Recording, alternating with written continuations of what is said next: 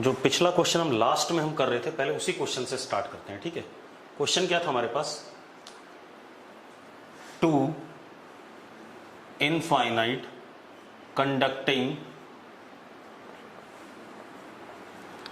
Parallel plates both charged. पहले मैं basic तरीके से बताऊंगा, उसके बाद शॉर्टकट बताऊंगा, ठीक है। इतनी बात तो पहले बेसिक देख लेते हैं। हमारे पास एक ये इनफाइनाइट कंडक्टिंग प्लेट है, बेटा इनफाइनाइट है, ये ध्यान रखना। इधर की तरफ ये नीचे इन्फिनिटी, इधर की तरफ ऊपर ये इन्फिनिटी। ये दूसरी कंडक्टिंग प्लेट है हमारे पास,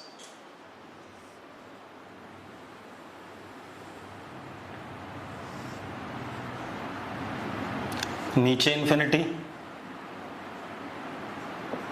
ऊपर इन्फिनिटी, ऐसा कुछ है, ठीक है। Two infinite conducting plates both charged. इस वाले को चार्ज दिया हमने प्लस Q1 और प्लस Q2, एक को प्लस Q1 एक को प्लस Q2। होना क्या है, सारा चार्ज सरफेस पे आना है। ऐसे ऊपर इन्फिनिटी है, ऐसे ये नीचे भी इन्फिनिटी है, सेम वे ये भी नीचे की तरफ इन्फिनिटी है, ऊपर इन्फिनिटी है। ऑब्वियस सी बात है, अगर ये ऐसे इन्फिनिटी है तो ये वाली थिकनेस नेग्लिजिबल है, ये वाली सरफेस का एरिया क्या होगा, नेग्लिजिबल होगा, और इसका एरिया बहुत बड़ा होगा। इसका एरिया बहुत बड़ा होगा, इसका एरिया बहुत बड़ा होगा, और ये नेग्लिजिबल एरिया होगा, ये नेग्लिजिबल एरिया होगा। इतनी बात कितने लोगों को क्लियर है? अगर क्लियर है यस लिखो, फटाफट लिखो, ठीक है। अब क्या कहानी बेटा, ये बात आपको क्लियर है, ठीक। अब देखो, अब क्या कहानी हमारे पास, हमें पता है ये सारा चार्ज कहां आएगा, सरफेस पे आएगा, इधर और इधर। इसका भी चार्ज यहां पर आएगा, इधर और इधर। कुछ इस तरीके से चार्ज आएगा। बेसिक कंडीशन क्या है कि E vector is equal to 0 inside both conductors. बस इतना सा आपको ध्यान रखना है कि कंडक्टर हैं तो जो चार्ज का डिस्ट्रीब्यूशन होगा कंडक्टर के सरफेसेस पे, वो कुछ इस तरीके से हो जाएगा कि दोनों कंडक्टर के अंदर किसी भी पॉइंट पर इलेक्ट्रिक फील्ड क्या होगा, 0 होगा। क्लियर है? यही हमारी बेसिक कंडीशन है। अगर हमारे पास दो, पिछला ही सवाल है, मैंने क्या कहा, दो इनफाइनाइट कंडक्टिंग पैरेलल प्लेट्स हैं, दोनों पे चार्ज है, एक पे प्लस Q1 एक पे प्लस Q2। बेसिक रिक्वायरमेंट क्या है, कंडक्टर के अंदर हर पॉइंट पे इलेक्ट्रिक फील्ड 0, इस वाले कंडक्टर के अंदर भी हर पॉइंट पे इलेक्ट्रिक फील्ड 0। अब मैंने क्या करा, मान लिया यहां पर चार्ज आया W, यहां पर X, यहां पे Y और यहां पे Z। अभी मैं आपको बेसिक तरीके से बता रहा हूं, इसके बाद मैं शॉर्टकट भी बताऊंगा आपको, आप ओरली कर लेंगे इस सवाल को, इतना ड्रामा नहीं करना पड़ेगा। तो एक बात बताओ, due to conservation of charge हम कह सकते हैं W प्लस X किसके बराबर, Q1 के, क्योंकि यही वाला चार्ज इधर सरफेस पे आया दोनों पे, ये वाला चार्ज इधर और इधर आया, तो Y plus Z is equal to Q2। तो एक इक्वेशन आया W plus X is equal to Q1, दूसरा आया Y plus Z is equal to what, Q2। इसमें अगर आपको दिक्कत है, पहले अगर आपको कोई समस्या नहीं तो लिखो क्लियर है।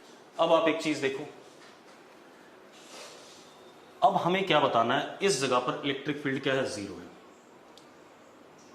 एट पॉइंट A, और मैंने सारे पॉजिटिव माने, W भी पॉजिटिव, X भी पॉजिटिव, Y भी पॉजिटिव और Z भी पॉजिटिव, ऐसे मान लिया मैंने, कोई दिक्कत नहीं, ठीक है। इतनी बात, जैसा आना होगा अपने आप आ जाएगा। अगर Y को नेगेटिव आना होगा तो नेगेटिव आ जाएगा, आपको चिंता नहीं करनी, ठीक है। A पॉइंट है और ये पॉइंट B है, E एट A इज 0, ऐसे ही E एट B भी क्या, 0, पक्का, ठीक है। अब हम E एट A देखें, ये चार्ज है, charge upon area is what, it's sigma, और एक फेस पे चार्ज है तो इसकी वजह से इलेक्ट्रिक फील्ड पॉजिटिव है, अवे होगी कितनी, W upon A 2 epsilon not, ठीक है। इसका charge density X upon A, ठीक है, तो इसकी वजह से इधर होगा पॉजिटिव है, x upon a 2 epsilon not. Same way एक फेस पे चार्ज है, पॉजिटिव माना हुआ हमने, तो इसकी वजह से भी इधर ही होगी कितना, y upon a 2 epsilon not. और इसी तरीके से इसको भी हमने पॉजिटिव माना है, तो इसकी वजह से भी इधर ही कितना, z upon a 2 epsilon not. अब क्योंकि इलेक्ट्रिक फील्ड जीरो है, तो इधर वाला इलेक्ट्रिक फील्ड और इधर वाला इलेक्ट्रिक फील्ड क्या होगा, बराबर होगा। तो क्या हो गया हमारे पास, अगर हम इक्वेट करें this is equal to this, तो हमारे पास एक इक्वेशन और आता है, ये 1 है, ये 2 है। अगला क्या आता है, W is equal to X plus Y plus Z, this is third equation. कोई दिक्कत है इसमें, this is third equation, clear है। अब हम आ जाएं इस पॉइंट पे बी पर। अगर हम बी पर आ जाएं बेटा, तो जरा देखो, इसकी वजह से और इसकी वजह से इलेक्ट्रिक फील्ड इधर की तरफ, और इसकी वजह से इधर की तरफ, तो इधर की तरफ क्या हो गया, z upon a 2 epsilon not, और इधर की तरफ हो गया x upon a 2 epsilon not plus y upon a 2 epsilon not plus w upon a 2 epsilon not. ये आ गया कि नहीं आ गया। अब अगर इलेक्ट्रिक फील्ड वहां पर जीरो है, तो हमारे पास क्या आ गया, z is equal to w plus x plus y, this is fourth equation. हाँ या ना, ये क्या आ गया हमारे पास, फोर्थ इक्वेशन आ गया।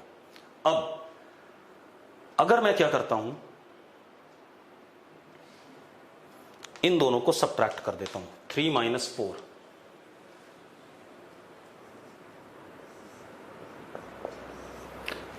4, करा मैंने। अगर मैं 3 माइनस 4 करता हूं, तो w minus Z is equal to z minus w, यानी कि w is equal to z, w is equal to z आ गया। w और z क्या हो गए, बराबर। तो मैं यहां भी w लिख सकता हूं, यहां भी w लिख सकता हूं, लिख दूं, w इज इक्वल टू क्या हो गया, z हो गया। w is equal to z हो गया, तो जरा देखो ये दोनों कट गए कि नहीं कट गए, थर्ड इक्वेशन का यूज करो। w is equal to z हो गया, तो फ्रॉम 3, ठीक है, इतनी बात, x plus y is equal to 0, तो x इज इक्वल टू या y is equal to minus of x, y is equal to minus of x, clear है, y is equal to minus of x। कोई issue है इसमें, चलो अब कर देते हैं। तो इसको लिख दिया हमने प्लस w, ये प्लस x, ये माइनस x, और यहां क्या, plus w।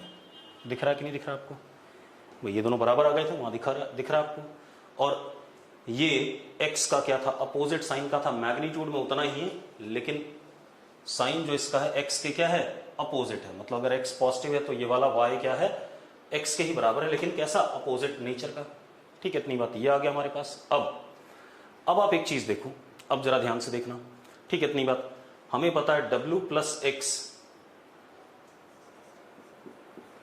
Is what, Q1, और w minus x is what, Q2, yes और no, w minus x is what, Q2। तो हमारे पास w किसके बराबर हो गया, Q1 plus Q2 by 2, w किसके बराबर हो गया, Q1 प्लस Q2 बाई 2 आ गया। और अगर मैं w की वैल्यू डाल दूं यहां पर, तो x आ गया कितना, x is Q1 minus Q2 by 2। अब मेरे पास सारे फेसेस का चार्ज आ गया। मैं डायग्राम दूसरा बना देता हूं।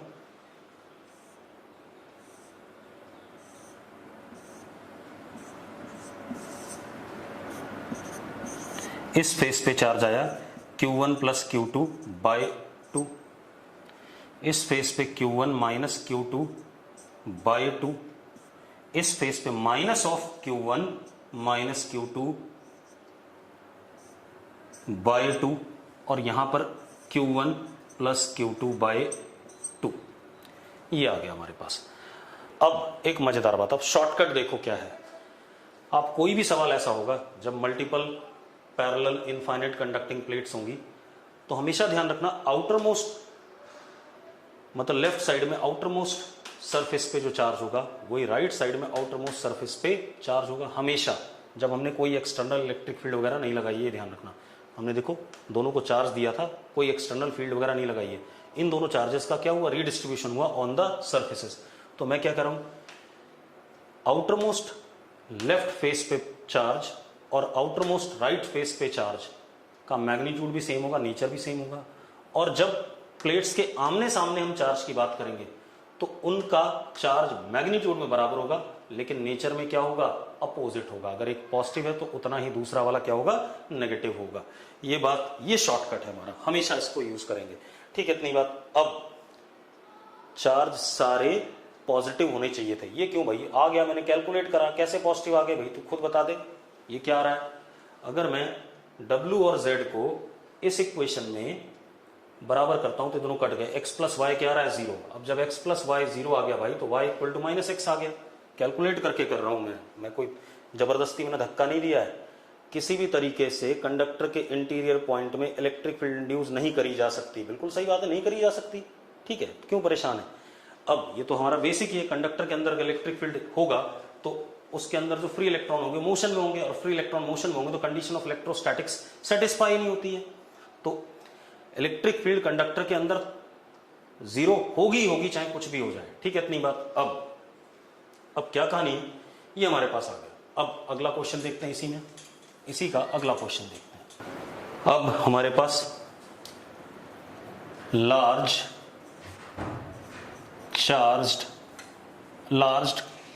conducting plates as shown.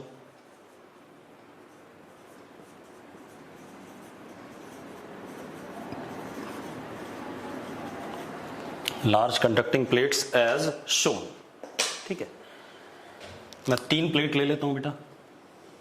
एक ये लार्ज कंडक्टिंग प्लेट है A, दूसरी ये B, तीसरी ये हमारे पास C। 3 इनफाइनाइट कंडक्टिंग प्लेट्स हैं। हमने क्या करा, इसको चार्ज दे दिया +4Q, इसको -6Q और उसको अनचार्ज रखा। मुझे हर फेस पे चार्ज चाहिए, हर फेस पे चार्ज चाहिए। मैंने अभी आपको ट्रिक बताई। अब या तो आप क्या करते, यहाँ W, X, Y, Z, A, B सारे चार्जेस मानते, फिर आप यहां इलेक्ट्रिक फील्ड 0 करते, यहां इलेक्ट्रिक फील्ड 0 करते, यहां इलेक्ट्रिक फील्ड 0 करते। आपको 6 के 6 फेसेस के लिए 6 इक्वेशन बनती और 6 के 6 चार्ज आ जाते।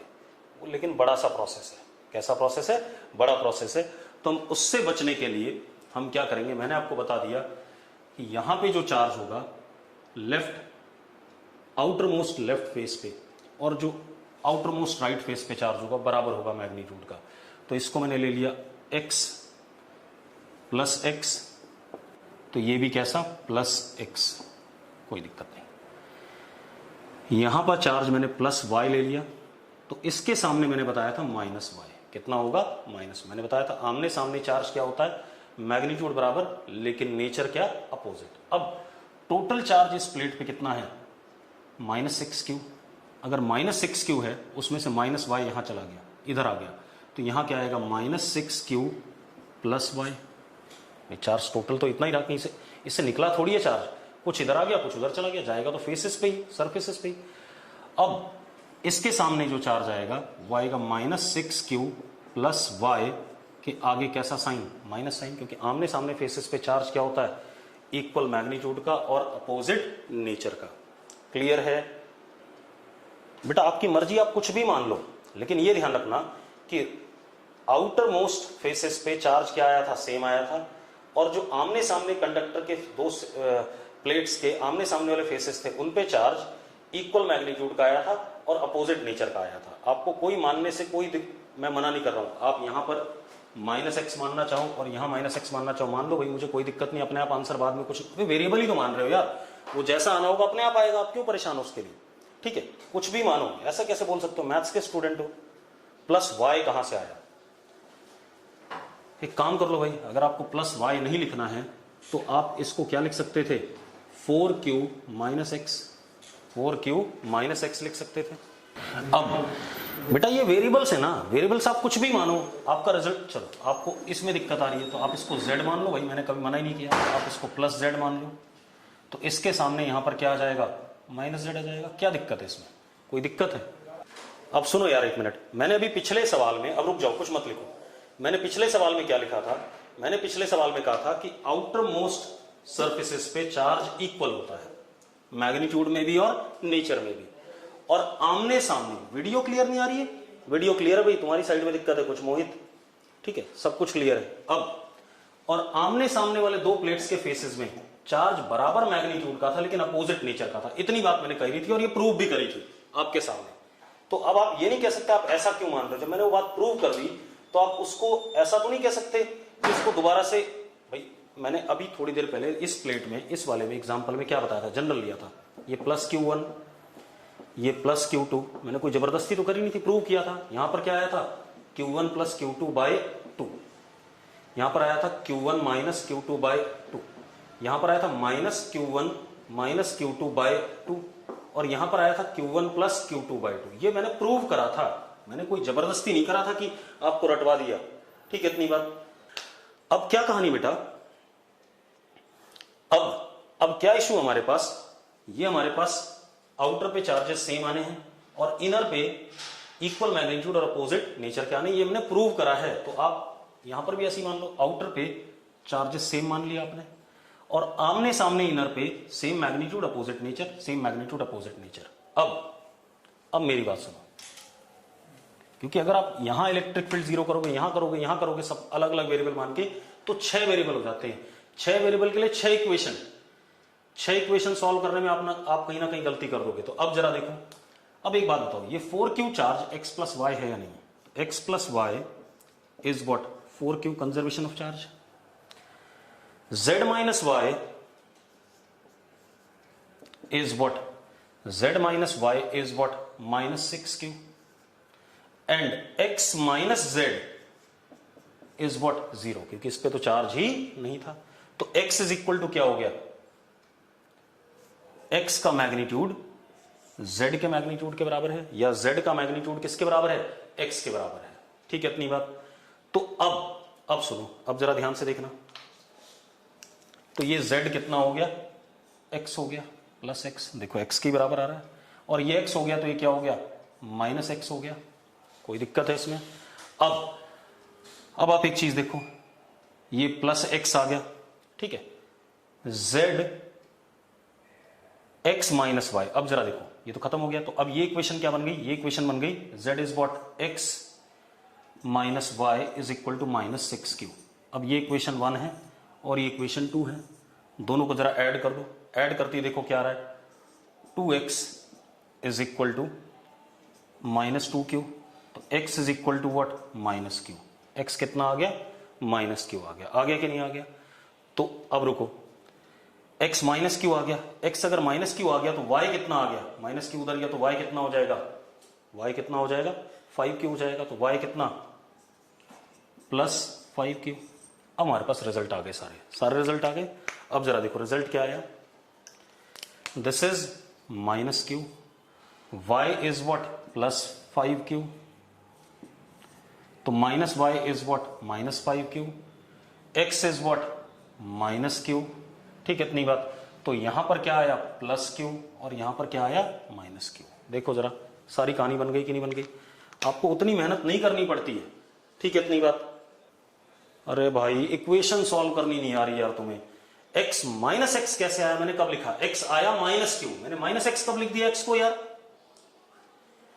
x को सॉल्व करके माइनस Q आया ना, मैंने ये थोड़ी लिखा x माइनस एक्स है। ठीक है,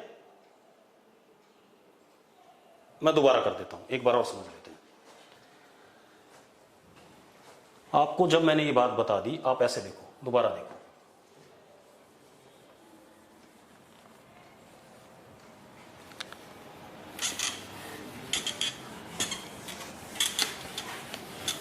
यार इक्वेशन सॉल्व नहीं कर पा रहे तुम लोग, कैसे बच्चे हो?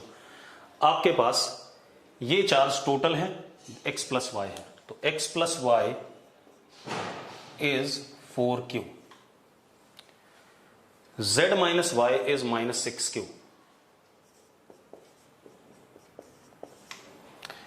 x माइनस z इज 0 क्योंकि इस पे कोई चार्ज नहीं है। तो x is equal to z,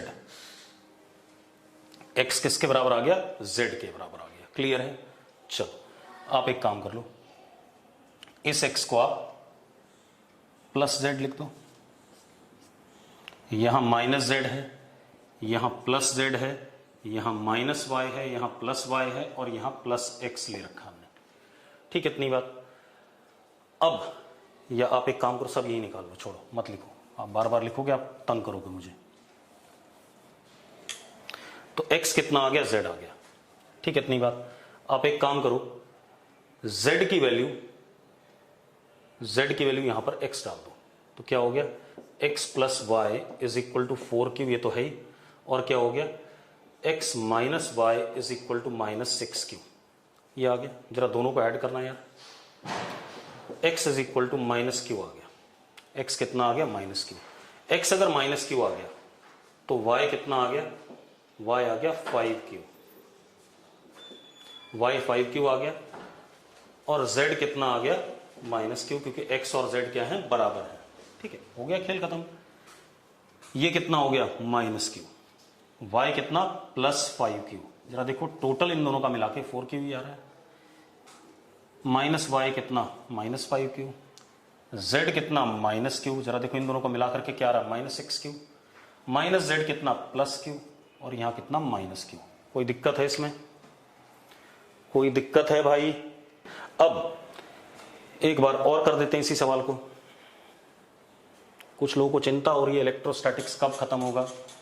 अभी जब फिजिकल क्लास होती है ना, तो इलेक्ट्रोस्टैटिक जुलाई में खत्म होता है, इसलिए करते रहो। अभी जून में खत्म होता है, एंड में जाकर के। ठीक, तो अभी चुपचाप से सवाल करते रहो जो करा रहा हूं, खत्म ही करोगे, पढ़ो, मतलब कुछ करना नहीं, सिर्फ खत्म करके छोड़ दो, बस यही पर्पज है तुम्हारा। बस मैंने सिलेबस बोल दिया और क्या कहते हैं, आपने सुन लिया, खत्म। चलो एक क्वेश्चन और करते हैं इस पे, फिर हम आगे बढ़ते हैं। सर ये रिजल्ट रीअरेंजमेंट से आया है, जब कंडक्टर्स आइसोलेटेड थे, क्या तब कुछ और सिचुएशन होती है? यार यही सिचुएशन तो मैंने समझाई है, इनफाइनाइट प्लेट्स हैं बेटा, ये क्या है, इनफाइनाइट कंडक्टिंग प्लेट्स हैं, तो उनमें ऐसा ही रीअरेंजमेंट होगा। कंडक्टर के अंदर इलेक्ट्रिक फील्ड क्या करनी है, जीरो। मैं सिर्फ ये जानता हूं, मुझे नहीं पता कैसा होगा, मुझे सिर्फ ये है, मेरा मतलब ये, कंडक्टर के अंदर किसी भी सिचुएशन में इलेक्ट्रिक फील्ड जीरो होनी है, बस, इसके अलावा कुछ नहीं। बेटा कंडक्टर के अंदर इलेक्ट्रिक फील्ड जीरो होना होता है बस मेन पर्पस, बाकी कोई पर्पस नहीं है। कंडक्टर कुछ भी हो, इलेक्ट्रिक फील्ड हमेशा कंडक्टर के अंदर क्या रहेगी, जीरो, आइसोलेटेड कंडक्टर के अंदर। और अगर कंडक्टर एक्सटर्नल इलेक्ट्रिक फील्ड में भी रखा है, तो इंड्यूस चार्जेस और एक्सटर्नल वाले मिलाकर के इलेक्ट्रिक फील्ड को क्या करेंगे, कंडक्टर के अंदर जीरो करेंगे। पिछली क्लास में पढ़ाया था मैंने, बस इतना सा ध्यान रखना आपने। अब एक क्वेश्चन और देख लेते हैं।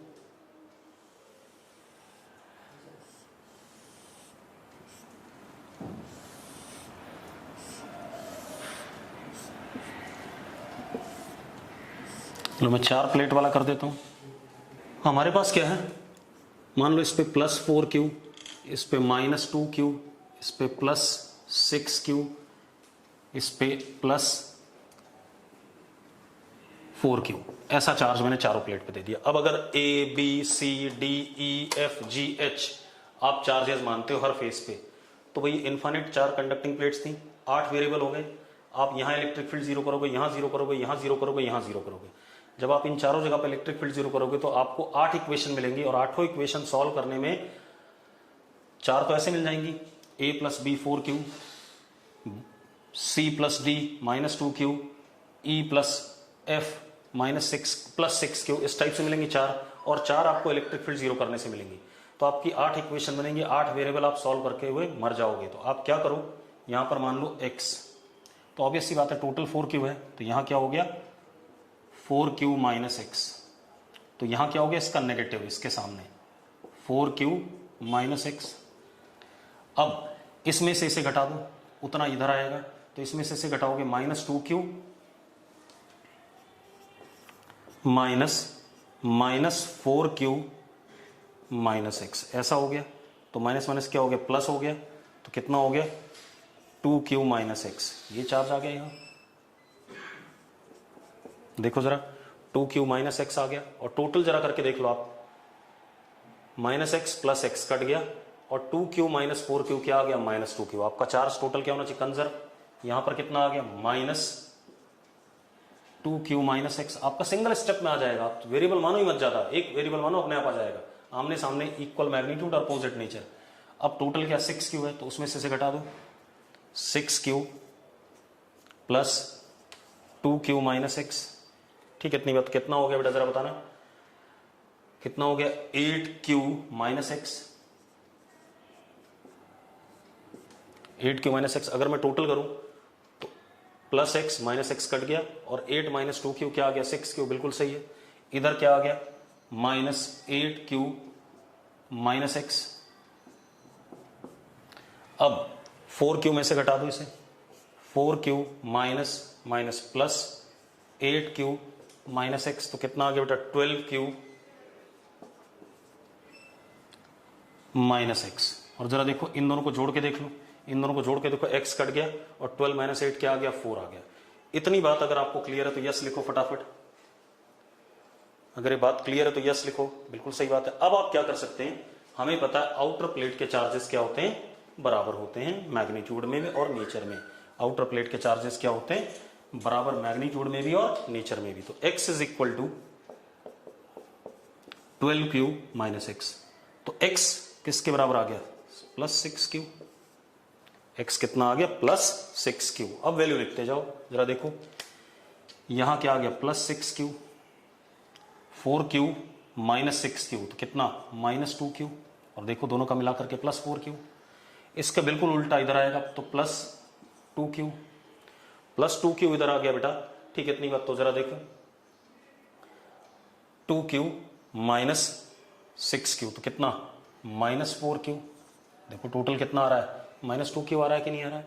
ठीक है, इतनी बात। इधर क्या आएगा, प्लस 4q, इधर प्लस 4q, तो इधर कितना, प्लस 2q, इधर कितना, माइनस 2q, माइनस 2q, तो इधर कितना, प्लस 6q, तभी टोटल क्या आएगा, 4q आएगा। जरा देखो सारा रिजल्ट बन गया कि नहीं बन गया, एक लाइन में।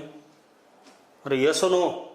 अब हम थोड़ा सा आगे बात करते हैं। ये हो गया हमारा कंडक्टिंग प्लेट्स को चार्ज करने का तरीका, ठीक है, डिस्चार्ज डिस्ट्रीब्यूशन का तरीका। ठीक है, इतनी बात। अगर कंडक्टिंग प्लेट्स हैं, मैंने आइसोलेटेड वाला ही बताया था, अगर आइसोलेटेड सिंगल प्लेट है उसको हमने चार्ज क्यों दिया, तो दोनों साइड पे बराबर बराबर चार्ज आ जाता था, ताकि अंदर इलेक्ट्रिक फील्ड क्या हो जाए, जीरो। ये पिछले लेक्चर में मैंने बता दिया था। और मैंने ये भी पढ़ाया था, अगर कोई infinite conducting plate external electric field में रखा है तो उसके सरफेसेस पे चार्ज क्या आता है, हाँ या ना। ये बातें हम कर चुके हैं। अब आते हैं हम अगली कहानी पे।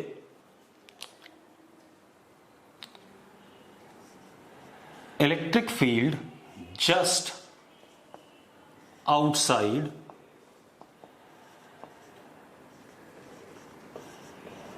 surface of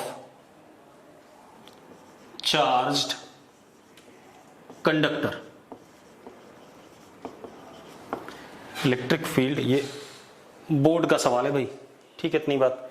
electric field just outside surface of charged conductor, ठीक है, इतनी बात। कोई हमारे पास चार्ज कंडक्टर है, इंपॉर्टेंट टॉपिक है, एनसीईआरटी का है, ठीक है, बोर्ड में आता है, ठीक है। Electric field just outside the surface of conductor, हमारे पास कैसा कंडक्टर, चार्ज कंडक्टर। कोई ये कंडक्टर है टेढ़ा मेढ़ा जैसा भी हो, इसको हमने चार्ज दिया तो सारा चार्ज कहां आएगा, सरफेस पे आएगा, ये बात तय है, ठीक है।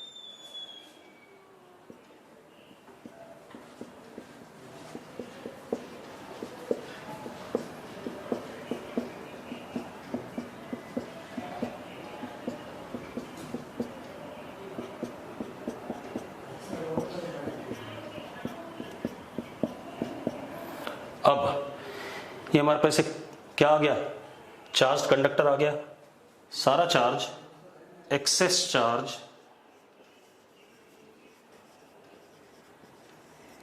Appears on surface of conductor with surface charge density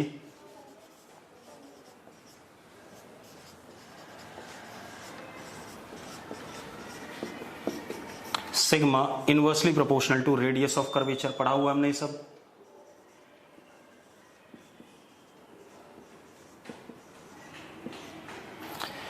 इतना हमने पढ़ा हुआ है, अगर आपको ये पता है तो यस लिखो, फटाफट लिखो यस। ठीक है, एक चीज और, ई वेक्टर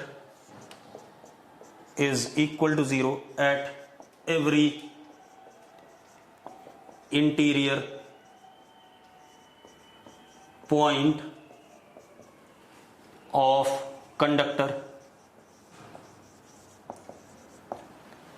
ये भी पता है तो यस लिखो फटाफट। पता है, बिल्कुल सही बात है। अब क्योंकि मैंने इर्रेगुलर सा कंडक्टर लिया तो sigma larger where sharp curvature appears. मैंने क्या कहा, जहां पर शार्प कर्वेचर आ रहा है, अचानक घूम जा रहा है, वहां पर रेडियस क्या होगा, छोटा होगा, तो सिग्मा क्या होगा, बड़ा होगा। अरे यस और नो, अगर यस है तो यस लिखो। ठीक है, सिग्मा स्मॉलर वेयर फ्लैट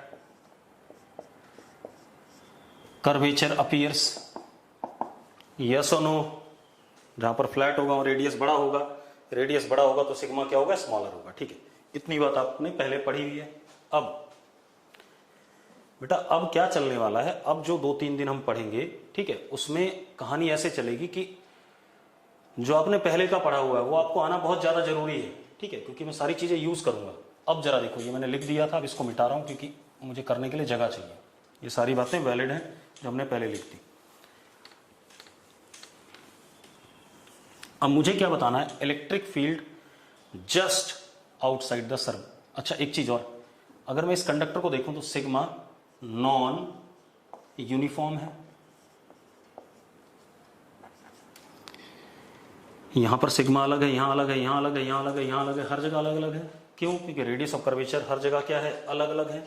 अरे यस और नो, सिग्मा नॉन यूनिफॉर्म है। अब बेटा देखो, सिग्मा क्या है, नॉन यूनिफॉर्म है। ठीक है, इतनी बात।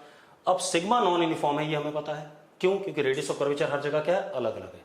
ठीक है, अब अगर मुझे इलेक्ट्रिक फील्ड बताना है जस्ट आउटसाइड द सरफेस, तो एक बात बताओ, इस सरफेस के जस्ट यहां पर इलेक्ट्रिक फील्ड बताना है, जस्ट बाहर। जस्ट का मतलब होता है जस्ट उसके बाहर। यस और नो? अरे जस्ट का मतलब है जस्ट उस पोजीशन के बाहर। अगर क्लियर है तो यस लिख दो फटाफट। ठीक है, बस अब रुक जाओ। अब देखो, मैंने क्या कहा, सिग्मा नॉन यूनिफॉर्म है क्योंकि रेडियस ऑफ कर्वेचर अलग अलग है। मुझे इलेक्ट्रिक फील्ड अच्छा, इसका मतलब यहां पर अगर सिग्मा 1 है तो इसके पास में यहां सिग्मा 2, यहां पे सिग्मा 3, सिग्मा वेरिएबल है हर जगह। अब सिग्मा वेरिएबल है, ठीक है, तो मुझे इस जगह से जस्ट इसके बाहर यहां पर इलेक्ट्रिक फील्ड बतानी है। यहां पर क्या बतानी है, इलेक्ट्रिक फील्ड। ठीक है, जस्ट इसके बाहर इलेक्ट्रिक फील्ड बतानी है, ये लिखा है, इलेक्ट्रिक फील्ड जस्ट आउटसाइड। मैंने मान लिया इस हिस्से का चार्ज डेंसिटी कितना है, प्लस सिग्मा है। कितना है, प्लस सिग्मा। इतने से हिस्से का, बाकी का अलग हो सकता है क्योंकि चार्ज डेंसिटी अलग अलग जगह पर क्या है, अलग अलग है। अब ये बात क्लियर है कि यहां की चार्ज डेंसिटी मैंने सिग्मा मान ली। ठीक है, इतनी बात। इसके जस्ट बाहर मुझे इलेक्ट्रिक फील्ड बतानी है, बाकी जगह चार्ज डेंसिटी अलग अलग हो सकती है। क्लियर है? अब इस सवाल को करने के हमारे पास 2 तरीके हैं। ये बोर्ड का सबसे इंपॉर्टेंट सवाल है भाई। ठीक है, आप लोगों को बेवकूफों के तरीके से कराया जाता है। एनसीईआरटी में 26 नंबर सवाल है एक्सरसाइज में, एडिशनल एक्सरसाइज में। अब इसके जस्ट बाहर मुझे इलेक्ट्रिक फील्ड निकालने के मेरे पास 2 तरीके हैं, एक सुपरपोजिशन है और एक है गॉस लॉ। ठीक है, अब देखो बेटा, अब क्या कहानी बेटा, प्लस सिग्मा इसकी चार्ज डेंसिटी है। ठीक है, इतनी बात। इसके जस्ट बाहर मुझे इलेक्ट्रिक फील्ड बतानी है, मेरे पास 2 तरीके हैं, एक सुपरपोजिशन और एक गॉस लॉ। तो पहले मैं आपको आसान वाला बताता हूं, गॉस लॉ, उसके बाद बताऊंगा क्या कहते हैं सुपरपोजिशन वाला। ठीक है, अब मेरी बात ध्यान सुनो। हमने एक बात पढ़ी है, conductor is equipotential surface of conductor is equipotential surface, पढ़ा है हमने। देयरफॉर इलेक्ट्रिक फील्ड इमर्जेस, क्योंकि पॉजिटिव चार्ज से इमर्ज होगा, normally from surface of conductor. हम बाद में जाकर टेढ़ी मेढ़ी हो जाएंगे, लेकिन सरफेस से तो नॉर्मली निकलेंगे क्योंकि इक्विपोटेंशियल है, और इलेक्ट्रिक फील्ड इक्विपोटेंशियल सरफेस के क्या होता है, परपेंडिकुलर होता है। ये बात हमें पता है, अगर आपको पता ये बात क्लियर है तो यस लिखो फटाफट। ठीक है, अब मजेदार बात देखो। अब मैंने क्या करा, यहां पर एक गॉसियन सरफेस बनाया, सिलिंड्रिकल।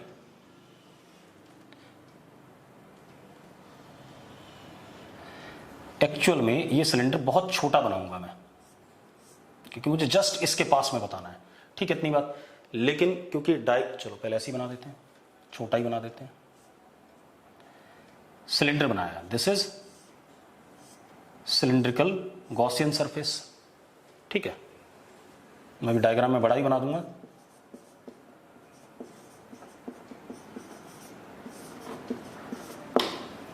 ठीक है, इतनी बात।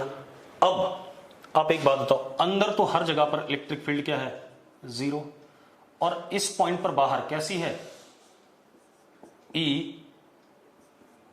Perpendicular to surface, E perpendicular to surface. जरा ये बात बताओ, ये सही है या गलत है? अगर आपको क्लियर है तो यस लिखो फटाफट। ठीक है, मैं अलग से बना देता हूं। मान लो ये कंडक्टर मेरे पास, मैंने इस वाले पॉइंट को थोड़ा सा ऊपर बना रहा हूं ताकि आपको डायग्राम क्लियर हो जाए। सिलेंडर मैंने ऐसा बना लिया, थोड़ा सा बड़ा। एक्चुअल में यहां दिखा रहा हूं, ये पॉइंट है यहां पर बिल्कुल पास में। ठीक है, इतनी बात।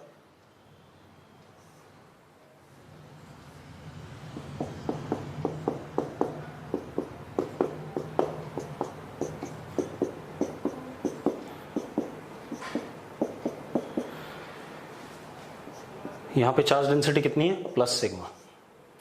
ये सिलेंडर का ये वाला एरिया कितना, ए वेक्टर किधर, या एस वेक्टर कैसा, ऊपर होगा सरफेस के। एक्चुअल में यहां है बेटा, बिल्कुल इसके पास में। ठीक है, ये ध्यान रखना, जैसा यहां बनाया मैंने। लेकिन क्योंकि मुझे सवाल करना तो मैंने थोड़ा सा दूर बना दिया, या यही बना लो। ये हमारे पास क्या है, एस वेक्टर।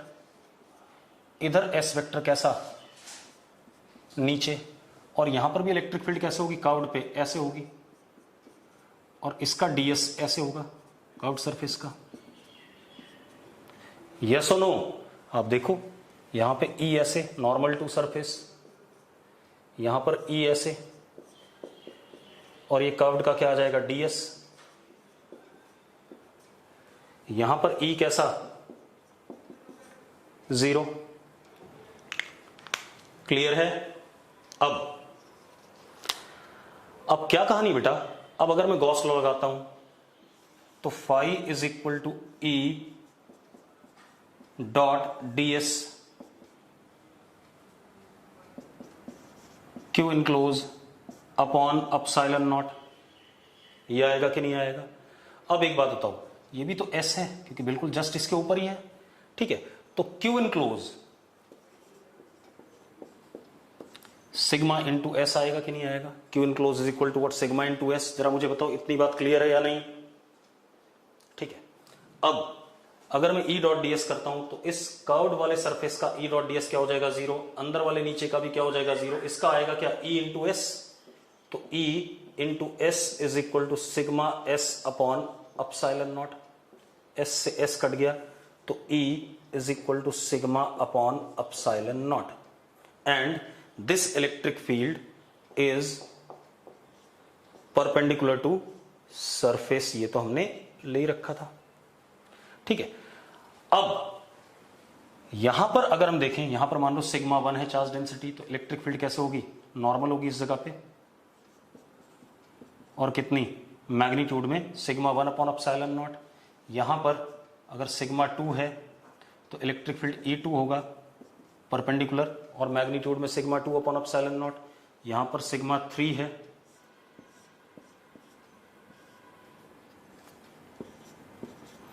तो यहां पर इलेक्ट्रिक फील्ड E3 होगा सिग्मा 3 अपॉन एप्सिलॉन नॉट। अब जहां पर शार्प टर्न होगा वहां पर सिग्मा बड़ा होगा, ये लिखा था हमने कि जहां पर रेडियस ऑफ कर्वेचर छोटा होगा वहां सिग्मा बड़ा होगा, तो वहां इलेक्ट्रिक फील्ड भी क्या होगी, बड़ी होगी, ज्यादा होगी मैग्नीट्यूड की।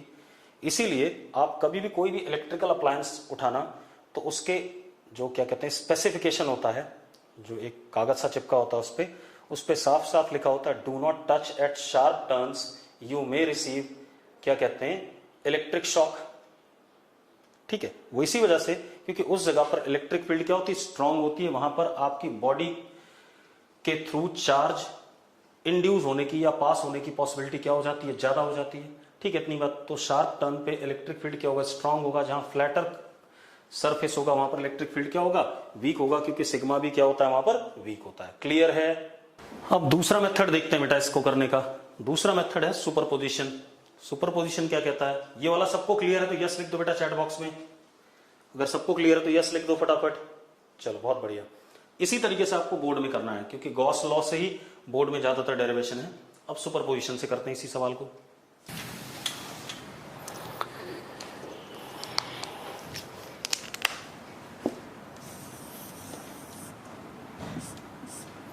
ये हमारे पास एक चार्ज्ड कंडक्टर है। ठीक है,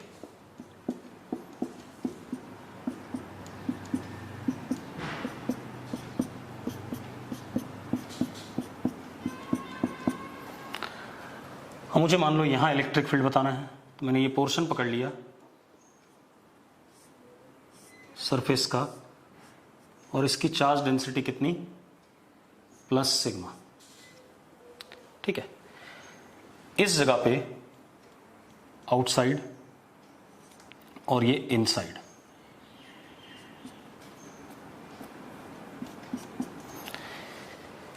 E outside is perpendicular to surface, ये हमें पता है। E inside is what, 0, ये भी हमें पता है। yes और no, अगर पता है तो yes लिखो फटाफट। ठीक है, अब क्या कहानी बेटा, अब मजेदार बात देखो। ये पॉइंट एक्चुअल में है तो यहां जस्ट इसके पास में, और ये वाला पॉइंट भी एक्चुअल में कहां है, जस्ट इसके पास में। मुझे इस सरफेस के जो मैंने अज्यूम करा इसके जस्ट पास में बाहर और अंदर पॉइंट लेने हैं। अगर मैं आई वाला पॉइंट देखूं तो इसके पास में है, तो आई वाले पॉइंट के लिए ये इतना सा हिस्सा, ये ब्लैक वाला हिस्सा जो मैं बना रहा हूं, ये इतना सा हिस्सा इनफाइनाइट अपीयर करेगा। इनफाइनाइट अपीयर करेगा क्योंकि बिल्कुल पास में चले जाओ। अगर आप छोटी चीज के बिल्कुल पास में, बोर्ड मेरे लिए फाइनाइट है लेकिन मैं बिल्कुल बोर्ड के बिल्कुल पास में चला जाऊं, बोर्ड तो मेरे लिए क्या हो गया, इनफाइनाइट हो गया। तो वही कहानी यहां पर भी, ये जो आई वाला पॉइंट है इस ब्लैक वाले हिस्से के लिए क्या है, सॉरी ब्लैक वाला हिस्सा आई वाले पॉइंट के लिए क्या है, इनफाइनाइट है। तो इस जगह पे electric field due to black वाला हिस्सा कितना होगा, अगर इनफाइनाइट शीट है उसका एक सरफेस बाहर वाला चार्ज है तो electric field is sigma upon 2 epsilon not, ऐसे नॉर्मल टू द सरफेस। अब इसी तरीके से जो बाकी रिमेनिंग ड्रामा है, क्योंकि अंदर नेट इलेक्ट्रिक फील्ड क्या होनी है, 0 होनी है, तो बाकी जो रिमेनिंग ड्रामा है उसकी वजह से इलेक्ट्रिक फील्ड क्या होगा, उसकी वजह से जो इलेक्ट्रिक फील्ड होगा मैग्नीट्यूड में इसके बराबर होगा और डायरेक्शन में इसके क्या होगा, अपोजिट होगा। तो ER at I is normally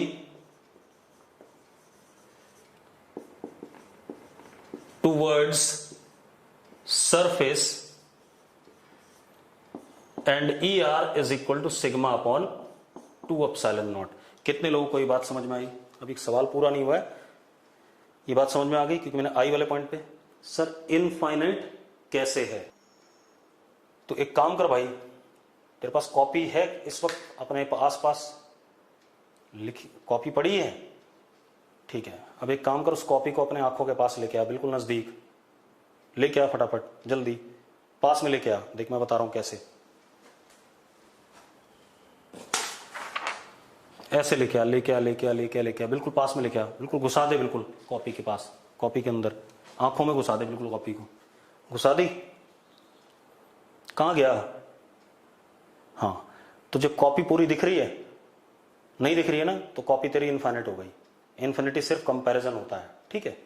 अब क्या कहानी है, तो इस वजह, अगर ये इनफाइनाइट शीट हो गई इस पॉइंट के लिए, तो इलेक्ट्रिक फील्ड इनफाइनाइट शीट की वजह से क्या होता था, एक साइड पे अगर चार्ज हो क्या होता था, सिग्मा अपॉन 2 एप्सिलॉन नॉट, तो नीचे की तरफ normally sigma upon 2 epsilon not, और क्योंकि यहाँ टोटल इलेक्ट्रिक फील्ड 0 होनी है, तो रिमेनिंग की वजह से इसके बराबर और इसके अपोजिट, तो इस सरफेस के क्या, नॉर्मल।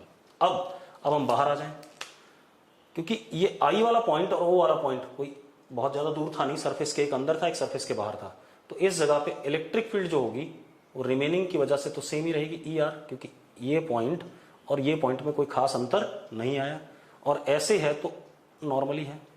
और ये एक इनफाइनाइट शीट हो गई इस वाले पॉइंट के लिए, ओ वाला पॉइंट, तो इलेक्ट्रिक फील्ड इस पे क्या हो गया, सिग्मा अपॉन 2 एप्सिलॉन नॉट। तो at O E is normal to surface. एक बात बताओ, पॉजिटिव चार्ज है तो sigma upon 2 epsilon naught normal इधर, क्योंकि इनफाइनाइट शीट हो गई ये भी, और रिमेनिंग की वजह से यहां पर ऊपर की तरफ था, तो इसके अगले पॉइंट पर भी क्या होगा, अगर इस जगह पे इलेक्ट्रिक फील्ड ऊपर की तरफ है तो इसके अगले पॉइंट पे भी क्या होगा, ऊपर की तरफ ही होगा, कोई ज्यादा चेंजेस तो आई नहीं डिस्टेंसेज में, ठीक है, इतनी बात। तो at O E is normal to surface total electric field, और ई किसके बराबर है, E remaining plus sigma upon 2 epsilon naught. E remaining भी डाल देते हैं, सिग्मा अपॉन 2 एप्सिलॉन नॉट, तो टोटल क्या आ गया, सिग्मा अपॉन एप्सिलॉन नॉट, ये आ गया हमारे पास। अब तो electric field near the surface of conductor, outside surface of conductor, just outside the surface of conductor is sigma upon epsilon not. अब मुझे एक बात बताओ, कौन सा तरीका आसान था, ये वाला या पहले वाला? दोनों आसान थे, हर्षित तो कह रहा है दिस वन, पहले वाला आसान था गधों, ठीक है। चलो यहां दिमाग लगाना पड़ रहा है, पहले वाले में दिमाग लगाने की जरूरत नहीं है।